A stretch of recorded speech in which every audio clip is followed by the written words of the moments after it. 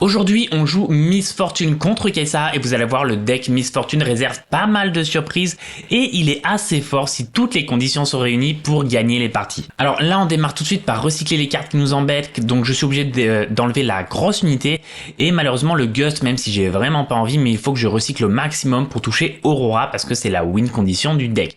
Le but c'est d'accélérer les runes jusqu'à pouvoir avoir Aurora.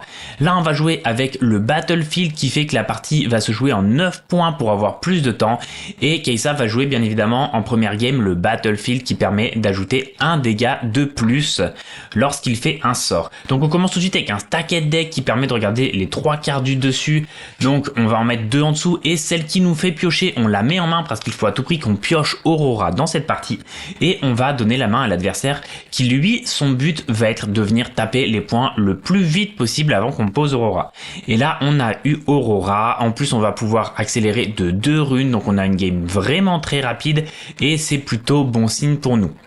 Alors, le problème c'est que quand Kai'Sa commence en deuxième, il peut directement attaquer avec sa première unité et faire derrière une Kai'Sa Accelerate pour marquer 2 points très rapidement. Et ça nous embête, c'est pour ça qu'on préfère jouer en deuxième, surtout contre Kai'Sa. Tous les decks ne se valent pas, il y en a certains contre lesquels on préfère jouer en premier.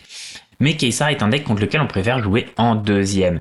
Et cette fois-ci, oui, non, on va mettre Miss Fortune parce que je crois bien qu'on a 8 runes. Et donc on peut se permettre d'en recycler une et de quand même poser Aurora au prochain tour. Et la Miss Fortune va être plutôt pas mal du coup pour gagner un petit peu de tempo. Lui, son but, ça va être de poser un maximum d'unités en base pour pouvoir espérer marquer les points. Et que lorsque je vais poser mes grosses unités, de pouvoir espérer quand même reprendre les battlefields. Mais lorsqu'on a une sortie assez rapide, c'est assez difficile, surtout qu'on vient de piocher le sort de Miss Fortune qui permet de détruire toutes les unités sur un battlefield en recyclant un nombre de runes égal à la power de ces unités. Du coup, on a la Aurora, on est obligé d'attaquer avec Miss Fortune pour pouvoir poser potentiellement une unité sur le battlefield. Je suis pas sûr qu'on soit obligé d'attaquer, est-ce que c'est un bon choix ou pas?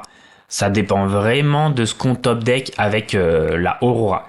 On veut surtout pas là avoir, il y a en un exemplaire l'unité qui permet de ramener une unité du cimetière, mais je crois bien qu'on en a pas du tout dans le cimetière, je suis sûr qu'on en a pas du tout dans le cimetière, donc on veut pas du tout avoir ça. Donc voilà, j'ai décidé de pas attaquer avec la Miss Fortune et je trouve directement un Dead Bloom. Alors ça m'arrange vraiment, j'hésitais à le mettre en base ou sur le battlefield, mais finalement je vais le mettre sur le battlefield pour l'obliger directement à passer ses sorts. En plus avec le deflect, c'est plutôt pas mal. Donc voilà, il me semble bien que je la mets sur le battlefield. Normalement, il n'y a pas de raison de la mettre en base, le Dead Bloom. Surtout qu'après, j'ai tout ce qu'il faut derrière. Allez, faut que je pose ce Dead Bloom sur le battlefield. Ça, c'est les petites hésitations des fois quand on n'est pas sûr. Quand on n'est pas sûr de ce qu'on veut faire. Mais il n'y a pas d'autre choix possible ici, hein. C'est vraiment sur le battlefield. Voilà, il va pouvoir piocher 2. Potentiellement, il peut juste arriver et attaquer avec une cleave et en mettant un -4 et pour 3 runes, il va me tuer mon unité très facilement, mais au moins il aura posé ses unités sur le battlefield et derrière je peux les retuer. Simplement si je reste en base, en fait il va juste attaquer avec ses 2 petites unités pour marquer 2 points, garder toutes les grosses unités derrière, et lorsqu'il va me mettre par exemple un Watcher à -3, il pourra me finir. Donc j'ai vraiment besoin qu'il engage ses unités devant pour pouvoir les tuer. Sinon il peut gagner les points aussi très rapidement avec Kai'Sa, surtout que là il a quand même 8 runes, donc il peut très bien mettre Darius ce tour-ci et me marquer 2 points. Oui, parce qu'il est à 4, donc ce tour-ci, il peut marquer 2 points très facilement. Et tour d'après, avec le Watcher, il peut remarquer les 2 points. Donc il faut à tout prix que j'avance le Dead Bloom pour qu'il avance, lui, ses grosses unités. Et là, du coup, il décide de me faire un Falling Star sur MF. Ça, c'est assez intelligent de sa part. Et qu'est-ce qu'il va faire pour tuer le Dead Bloom? Il faut à tout prix qu'il tue le Dead Bloom. Voilà, le petit Darius, hein, bien évidemment, qui va aller à 7. Et s'il a une cleave sur le Darius, c'est exceptionnel, mais il n'a pas de cleave. Voilà, donc il fait ça, moi je vais décider de tuer la Kai'Sa parce que je ne veux pas qu'il pioche, surtout si je vois qu'il a pas de cleave. C'est très très fort la cleave. La cleave c'est ce qui permet de donner +3 et assaut. Je veux surtout pas qu'il joue contre moi, surtout avec son Darius. Donc Hydro, il passe à 6 et donc heureusement pour moi c'est 9 points pour gagner la partie parce qu'en fait 8 sinon là je suis quasiment sûr d'avoir perdu. Je suis assez content, je vais pouvoir jouer ma grosse unité et lui demander de discard une carte dans sa main. Je vois pas pourquoi je réfléchis, il y a que ça de toute façon ici comme play qui est possible. Voilà, on va jouer ça. Et derrière, je suppose qu'il faudra faire un challenge sur le Darius. Sachant que si il répond avec une... ouais, voilà, c'est ça. Je vais regarder sa main avant pour pas qu'il fasse de mauvaises réponses. Et normalement, j'ai envie d'enlever le Watcher tout de suite. Voilà, on veut le Watcher. Obligé, on veut pas qu'il prenne. Et là, du coup, il faut à tout prix que je challenge le Darius maintenant. Oh bah, j'ai décidé de pas le faire. Et avec Aurora, je vais jouer ça. Alors, je trouve un peu stupide mon choix. Je sais pas pourquoi j'ai fait ça. Et du coup, je vais enlever le -4. C'est ce qu'il y a... Oh, la cleave. La cleave, c'est le mieux. Ou peut-être le -4. Si je veux challenge, je veux pas me prendre un -4 si je veux challenge. Donc, je vais peut-être enlever le -4. Pour pas qu'il puisse répondre sur le challenge avec le -4, en fait. Hein. Ça me paraît être la seule solution possible.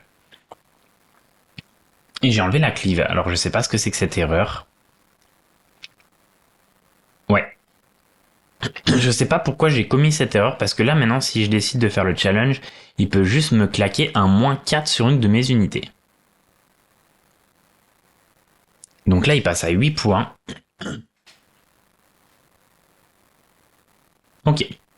Et là, c'est pas forcément très inquiétant maintenant, parce qu'avec le bullet, avec le sort spécial de Kai'Sa, surtout que je viens en piocher un deuxième, je peux tranquillement aller sur les battlefields et il pourra rien récupérer normalement derrière, car je vois ses cartes en main. Il peut éventuellement m'en tuer un avec un -4 et un rayon pour récupérer un point, mais ça peut pas suffire. Je vais challenge tout de suite le Darius normalement, ce que j'ai oublié de faire au tour d'avant. Allez, on n'a pas trop le choix, on doit challenge le Darius. Voilà. Il n'y a rien d'autre à jouer, il faudrait que je mette des runes, il faudrait que je... faut pas que je mette des runes, faut que je les garde quand j'ai toutes les runes pour pouvoir piocher, parce que si vous savez pas, les cartes que je joue là, si je peux plus channel une rune, souvent elles me font piocher une carte supplémentaire. Le Stacked Deck, c'est très intéressant. Qu'est-ce qu'on va trouver avec le Stacked Deck? Ah bah non, oui c'est ça. Du coup je veux forcément le Dead Bloom dans ma main. Mais je crois que j'ai pas les runes pour le poser. Voilà, j'ai pas les runes pour le poser, donc c'est un peu gênant. Là, ça va vraiment dépendre ce que je chope sur Aurora. Normalement, je suis bon dans tous les cas. Peu importe ce que je tape, mais voilà, un Bolibir, c'est vraiment intéressant. C'était le meilleur choix possible. Sinon, j'aurais certainement eu quand même un peu de mal à défendre sur le prochain tour. Quoique j'ai un Dead Bloom en main, donc dans tous les cas, j'aurais pu récupérer. Et là, normalement, il n'y a plus aucun play possible de sa part. Je vois pas de possibilité. Éventuellement, un Watcher serait assez intéressant. Et ça permettrait de me fracasser un peu. Mais dans tous les cas, même avec le Watcher, ça serait compliqué. Alors il va décider de tuer, je suppose, le Volibear. Avec un -4 et avec 2 rayons. Ok.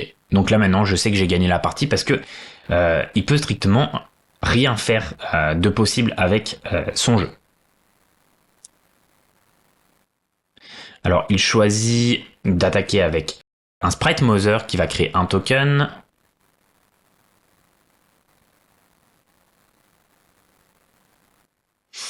Et il n'a pas vraiment de solution, il va essayer d'attaquer à 8, mais forcément je vais recycler 4 pour lui tuer ces 2 unités. Ah, je vois que je jouais pas très rapidement dans la partie, j'étais pas forcément sûr de mes choix, mais c'était aussi la 3 ou 4e fois que je jouais Miss Fortune, donc je connaissais pas forcément très bien le deck sur cette partie, donc si vous voyez des erreurs, ne m'en voulez pas. Hein. Donc là, on le joue, on recycle 4 et ça deal 4 à toutes les unités sur le battlefield, et la mienne incluse. Ouais, j'étais en train de réfléchir en fait quand j'ai joué le spell, je me souviens, à me dire si je mets 4 à toutes les unités, est-ce que mon unité se soigne avant l'attaque de ses prochaines unités? Et normalement, comme il y a un combat qui est engagé, oui, il n'y a pas de souci, mon unité va se soigner avant que ses autres unités attaquent. Sinon, ça aurait été très compliqué, il aurait juste pu attaquer à 3 derrière et me prendre le BF. Mais c'est bien ça, hein. Là tout se soigne, et il peut plus faire grand chose, alors il va essayer de tenter le tout pour le tout, et je vais remettre un bullet pour tout tuer. J'en avais pas forcément besoin, hein. Parce que la légende de MF c'est le ganking, donc dans tous les cas pu récupérer le BF au tour juste après, soit avec le Dead Bloom, soit avec simplement le ganking. Donc dans tous les cas, vraiment, j'avais gagné, il n'y avait pas besoin de ça. Et là, bah, juste la partie est finie, il a plus qu'une carte en main. J'ai 2 points, alors il espère potentiellement essayer peut-être de faire quelque chose, mais vraiment, il n'y a rien à faire.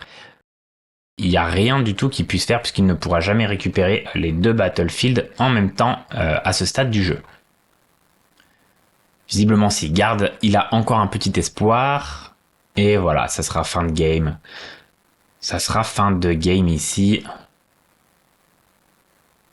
Surtout que voilà, il va voir que j'ai cette unité qui est très forte dans le deck, mais qui peut aussi nous tuer. C'est-à-dire que c'est une unité pour 8 qui a 6 de pouvoir et qui ramène une unité du cimetière. Mais si c'est la première qu'on touche avec Aurora, très difficile de remonter la game. C'est pour ça qu'elle est uniquement en x1 dans le deck, et moi j'hésite même à l'enlever tout court du deck parce que j'ai du mal à voir son intérêt. Et voilà, du coup on va partir sur la game 2. Donc je vais mettre la side, et pendant que je mets la side, je vous explique un petit peu le principe de MF. En fait, les games vont être très serrés, l'adversaire va toujours quasiment arriver à 8 points. Il y a des personnes qui croient qu'on veut automatiquement jouer à deuxième avec MF parce que c'est un nombre de runes impair. Alors non, pas du tout. On veut jouer en deuxième contre Victor, on veut jouer en deuxième contre Kai'Sa, et on veut jouer en deuxième contre Darius. Contre tous les autres decks, on va préférer jouer en premier. Alors, j'en profite pour mettre pause sur la vidéo pour vous expliquer ça. Pourquoi des joueurs pensent qu'il faut à tout prix jouer en deuxième avec Miss Fortune? Parce que simplement, on commence avec 3 runes, ensuite 5, 7, 9. C'est le bon nombre de runes, surtout si on en channel 2. On va arriver à poser une Aurora tour 3. Sauf qu'en fait, ce qu'il faut bien comprendre, c'est que si on pose Aurora tour 3, l'adversaire en face, il a joué 3 tours. Si on joue en premier, on va poser Aurora tour 4, l'adversaire aura aussi joué 3 tours. Ce n'est pas du tout dérangeant de jouer en premier. Sauf qu'en premier, ce qui va nous la faire jouer tour 4, c'est pas uniquement celle qui nous fait channel 2 runes, mais aussi celle qui nous fait channel 1 rune. Donc déjà, on a plus de chances de jouer Aurora avant en jouant en premier plutôt qu'en deuxième. Et en plus, on joue en premier, comme c'est tour 4, on aura pioché une carte de plus. Et l'adversaire, dans tous les cas, aura fait que 3 tours. Alors certes, en jouant en premier, l'adversaire aura fait 3 tours avec 1 rune de plus, mais nous, on a beaucoup plus de chances d'avoir notre Aurora tour 3 en jouant en premier qu'en deuxième. Enfin, tour 4 en jouant en premier qu'en deuxième, mais dans tous les cas, l'adversaire n'a joué que 3 tours. Donc, ça n'a aucun intérêt de jouer en deuxième, sauf contre Victor. Pourquoi? Parce que quand Victor joue deuxième, il pose directement 2 unités. Donc, il va pouvoir taper directement avec 2 unités. Donc, on préfère contre Victor jouer en deuxième, comme ça au premier tour il pose qu'une unité et on va pas prendre de retard de points. On préfère aussi jouer en deuxième contre Darius, parce que Darius c'est le même problème avec sa légende, il peut poser 2 unités à son premier tour s'il joue en deuxième. Et on préfère jouer en deuxième contre Kai'Sa. Pourquoi? Parce que si on joue en premier contre Kai'Sa, en fait, Kai'Sa elle peut poser qu'une unité tour 2, mais si à son tour 2 avec 5 runes, elle peut mettre une Kai'Sa Accelerate qui elle a automatiquement en champion zone. Alors que si elle est première, au tour 2, elle a uniquement le Sprite Mother qui Accelerate. Si elle l'a pas, elle pourra marquer de toute façon qu'un point. C'est ça les raisons qui fait qu'on est J2. Et non pas par rapport au nombre de runes pour avoir Aurora plus vite. On n'a jamais Aurora plus vite en J2, sinon on a Aurora moins vite en J2. Je sais pas si vous comprenez ce que je veux vous dire, mais J1 on a plus de chances d'avoir Aurora tour 4 que J2 tour 3. Et sauf que quand on est tour 4 en J1, l'adversaire a joué dans tous les cas que 3 fois, il aura dans tous les cas marqué que le même nombre de points parce que globalement il joue d'abord une unité, puis ensuite il prend 2 points par tour, peu importe qu'on joue J1 ou J2. C'est ça les raisons pour lesquelles on veut jouer J2 et non pas le fait de 3, 5, 7, 9 runes. Ça c'est un peu n'importe quoi, vous avez juste à poser vos stats sur les papiers et à calculer le nombre de points adverses pour voir que vous serez gagnant en jouant Aurora tour 4 J1 par rapport à Aurora tour 3 J2 parce qu'il y a plus de chances simplement qu'elle sorte tour 4 J1 que tour 3 J2. Voilà, la seule différence c'est l'adversaire. Certains decks ont plus de chances de marquer plus de points s'ils jouent J2 que J1. Mais par exemple 7, on n'a aucune raison de jouer J2 contre 7. On n'a strictement aucune raison de jouer J2 contre Maître Yi. Et je reprends la lecture de la vidéo. Donc deuxième partie, j'ai perdu, donc il va choisir forcément que je joue J1 parce que c'est bien meilleur pour lui de jouer J2, comme je vous ai dit.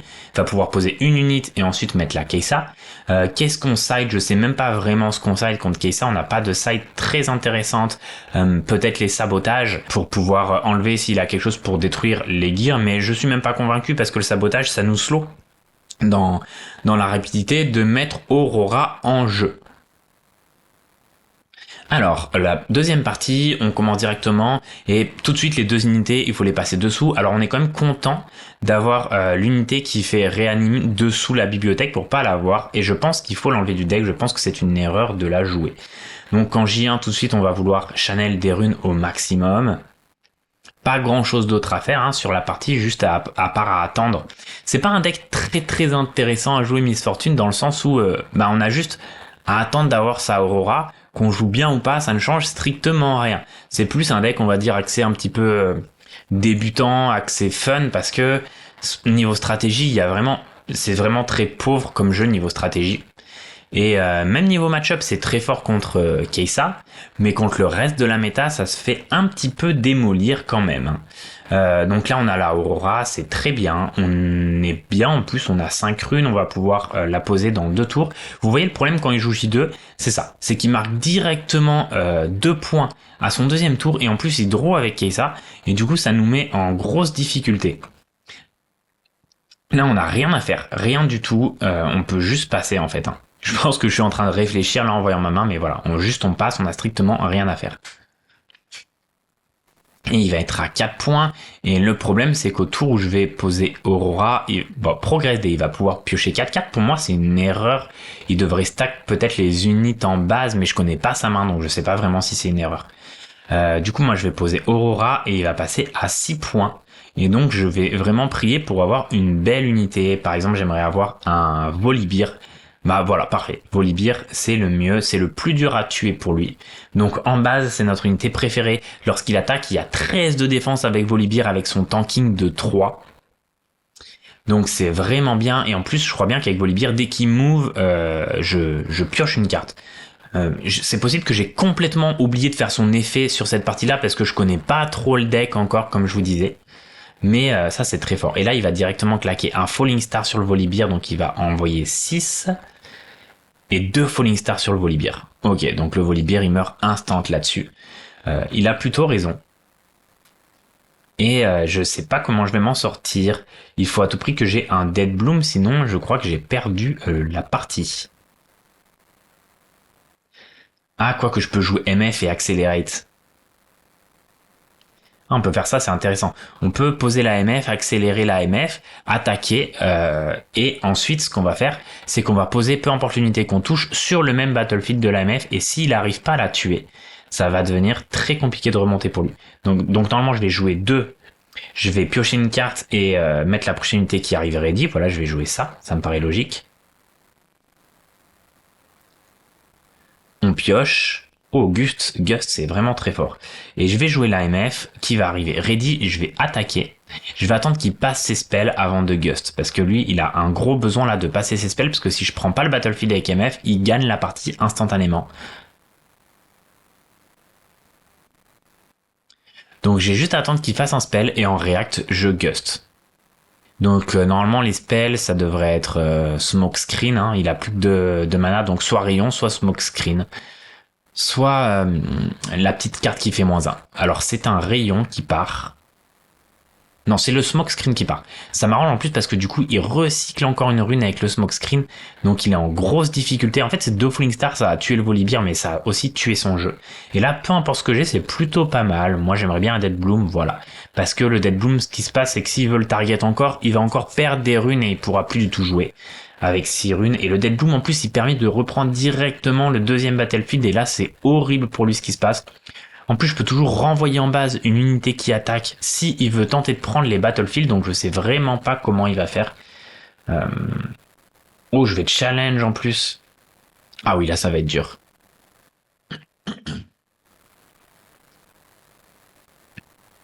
Et je ready tout rune parce qu'il a le battlefield qui fait que quand je conquiers, je peux ready 2 runes. Et c'est très intéressant parce que là, il pourrait mettre Darius Cleave et juste attaquer mon Dead Bloom à 10 en fait. Et j'ai besoin de mon spell que vous voyez dans ma main pour potentiellement remettre ce Darius dans sa base. C'est vraiment très fort comme spell pour 2. Le deck Aurora, en fait, il est vraiment très fort une fois qu'Aurora est sorti.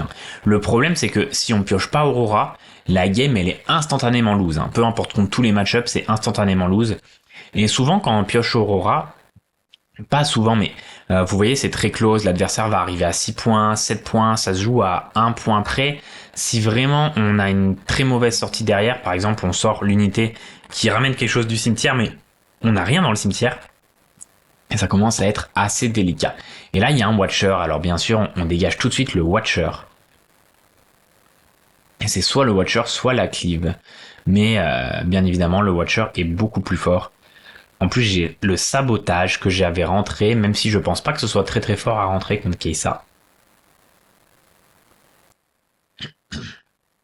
Voilà, là ce move est illégal, c'est juste moi qui lui ai dit à mon adversaire non, je voulais pas le poser à gauche, en fait je voulais le poser à droite, c'était ça stratégiquement qu'il fallait faire.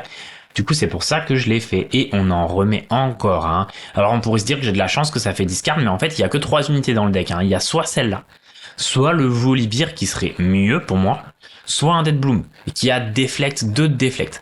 Donc dans tous les cas, il y a forcément une bonne unité qui arrive avec Aurora. C'est pas de la chance d'avoir des bonnes unités. Il y a que 3 unités dans le deck. Et il y a en x1 bien évidemment l'unité qui permet d'aller chercher une unité du cimetière. Alors de son côté, il doit toujours essayer de trouver des solutions pour gagner, parce qu'en effet avec Darius, Cleave et ces 2 petites unités qui gagnent +1 dès qu'il joue un spell, il peut tout à fait reprendre un battlefield, et son espoir c'est de reprendre un battlefield et de hold au tour d'après pour avoir gagné la partie. Et là il n'a pas été très très bien engagé dans la game, mais vous voyez que même quand je suis comme ça, et si jamais là j'ai pas mon spell pour renvoyer en base, il peut très bien arriver simplement avec un Darius Cleave, tuer le Dead Bloom, mettre un spell pour tuer la MF, et derrière je peux plus récupérer la game. C'est pas si facile que ça. Là il a pas eu une très très bonne sortie, mais c'est vraiment pas si facile que ça, même une fois qu'on a la Aurora posée, de gagner la partie. Parce que là du coup logiquement voilà c'est ça, c'est Darius Cleave, donc Darius il a 10 de power, il a 2 rayons en fait, il peut juste tuer la MF, attaquer avec le Darius à 10 et voilà, il passe à 7 et derrière moi c'est compliqué. Alors heureusement j'ai vraiment de la chance de pouvoir renvoyer le Darius en base. Sinon si j'avais pas ça dans ma main, j'avais perdu cette game. Sauf si je piochais un Dead Bloom après. Et vu que vous voyez que j'ai la carte qui fait discard 3 fois en main, il me reste 2 Volibear et 2 Dead Bloom. Donc j'ai une chance sur... Enfin, au début, vous avez vu même que j'ai recyclé un Volibear, donc il reste au-dessus un Volibear et 2 Dead Bloom. Donc j'aurais eu 2 chances sur 3 finalement de quand même avoir le Dead Bloom avec la Aurora prochain tour. Donc là, il attaque avec ça, avec 2 rayons là-dessus. Il aurait d'abord dû attaquer peut-être avec le Darius, parce que là, je l'ai renvoyé... Ah, il a mis qu'un rayon même sur la MF. Alors moi, je suis obligé d'en renvoyer une en base. Et du coup, il va être obligé... Enfin non, il va même pas avoir besoin de passer le 2e rayon, du coup. La MF meurt. Ou alors, il peut simplement rayon le Dead Bloom pour le tuer. Mais ça n'aurait aucun sens, parce qu'il a un Darius à... Ah non, je crois qu'il a... Voilà, c'est ça, il a mis la Cleave sur l'unité que j'ai renvoyée en base. C'est pour ça qu'il est obligé de faire un rayon pour tuer le Dead Bloom. Il aurait peut-être dû garder sa Cleave selon ce que je fais. Bon, il aurait juste économisé un rayon, mais ça aurait pas changé grand-chose fondamentalement. Et là, même là, vous voyez, c'est pas si simple que ça, parce que moi j'ai le ganking avec MF. Donc je vais aller à gauche. S'il a le moindre -4 ou même un petit -1, ça suffit pour pas que je lui tue son unité, et il peut juste gagner la partie derrière. Donc après j'ai sabotage pour voir ce qu'il a en main quand même, pour lui discard. Donc là je sais pas pourquoi je suis en train de réfléchir, des fois il y a les doutes qui s'installent, on sait pas vraiment pourquoi, il suffit, bon là je vais décider de piocher en premier, mais ça ne sert à rien, j'ai juste à faire sabotage et ganking et il n'y a rien qui peut arriver.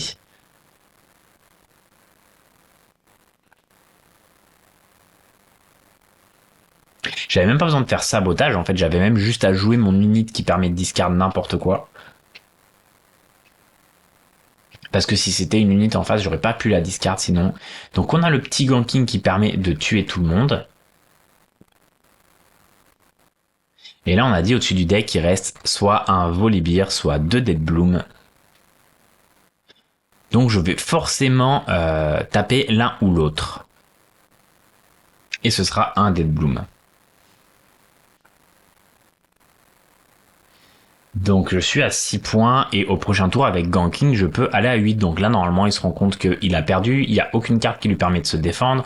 Enfin il y a le Watcher quand même et qui permet d'avoir -3 et -3 qui permet de clear le battlefield. Il aurait attaqué à 7, 8, 9 et moi j'aurais eu 4 et 5. Ça aurait juste clear les battlefields. Quoique le Watcher plus un -1 il aurait pu gagner là-dessus.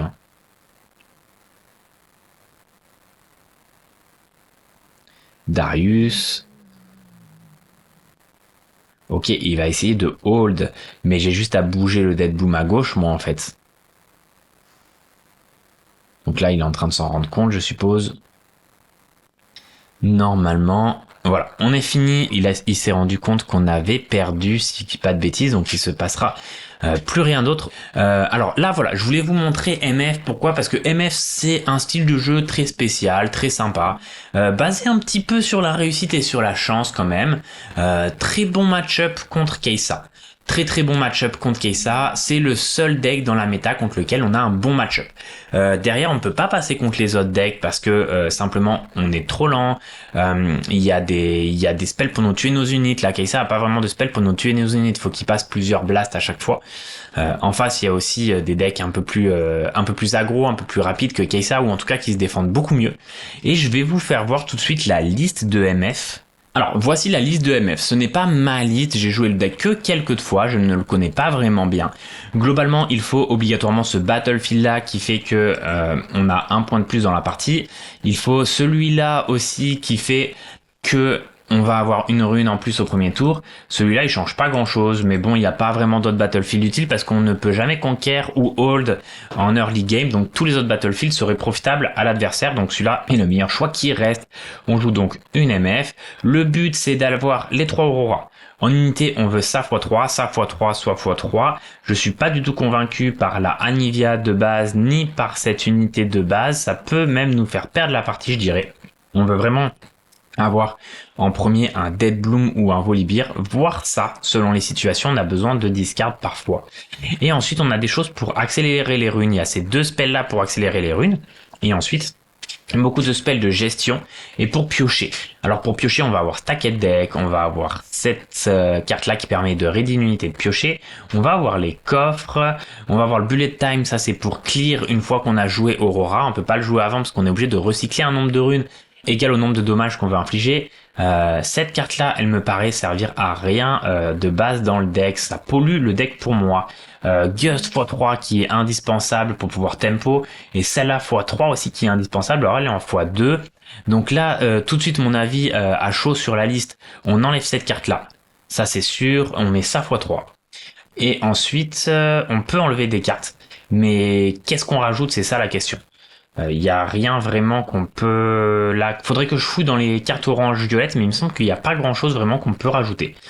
Donc, ce qui est sûr, c'est que voilà, faut jouer ça x3, ça me paraît vraiment indispensable, mais le reste, on peut très bien ne pas toucher. Dans la side, il y a le Carnivorous, mais de toute façon, on pourra pas vraiment le jouer. Alors, c'est peut-être pour qu'il se fasse choper avec Aurora. Mais c'est pas foufou non plus. On a ça, mais c'est vraiment pas fou non plus. Le sabotage non plus, parce que on n'a pas du tout non plus envie de recycler avant même de poser notre Aurora. Mais globalement, la liste, c'est celle-ci. Et vous allez voir, le deck est pas du tout stable. Enfin, il y a tellement de pioches dans le deck qu'en fait, sur les stats, on est entre 85 et 90% de chance d'avoir Aurora, T3 ou T4. Maintenant, est-ce que Aurora nous fait forcément gagner? Non. Aurora nous fait pas forcément gagner. Des fois, on est juste trop lent. Des fois, on révèle pas forcément les bonnes unités. Des fois, en face, il y a juste beaucoup trop fort. Si je prends l'exemple de potentiellement Maître Yi, si j'ai pas ça, pour lui faire renvoyer son unité en base, Maître Yi, je vais l'attaquer, il va juste me mettre un +7 ou des boosts, et il va juste tuer les unités qui arrivent, et je vois pas trop comment, par exemple, contre Maître Yi, on gagne. J'ai pas assez testé ce deck pour certifier quoi que ce soit, mais ça me paraît difficile contre Maître Yi. Contre Victor, on ne peut absolument pas gagner. Dès qu'on va poser une unité en jeu, elle va se faire tuer pour 2 ou pour 3 en face, donc on ne peut rien faire contre Victor. Mais qui c'est qui est bien dans la méta aussi? Il y a potentiellement 7 qui se joue, ça me paraît aussi délicat contre 7, parce que 7 joue des sabotages qui vont enlever Aurora. En side set, il a x3 la chose qui kill un gear et qui fait draw, donc ça paraît compliqué. Contre Teemo, ça paraît aussi très compliqué de gagner parce qu'il va juste renvoyer toutes les unités et être un petit peu chiant là-dessus. Donc je vois vraiment pas ce qu'on gagne dans la méta avec ce deck, mis à part Kai'Sa. Par contre, je vous l'accorde, à jouer, c'est pas trop prise de tête, il n'y a pas besoin de trop réfléchir, on sait très bien les cartes qu'on pose au départ, c'est juste une fois qu'on a Aurora, est-ce qu'on met bien l'unité sur le battlefield, il y a 1 ou 2 tours où il faut pas faire d'erreur parce que sinon on perd la partie. Mais voilà, c'est un deck, faut jouer un peu sur la chance quand même, un tout petit peu. Et qui est assez plaisant à jouer, ceci dit, Aurora. Moi, j'aime pas du tout les decks qui jouent sur si j'ai pas Aurora, je perds la partie, mais c'est un deck tout à fait jouable. Je vais vous présenter d'autres gameplays, d'autres decks et plein de choses dans mes vidéos, donc n'hésite pas à t'abonner pour suivre l'actualité de Riftbound et pour me donner de la force.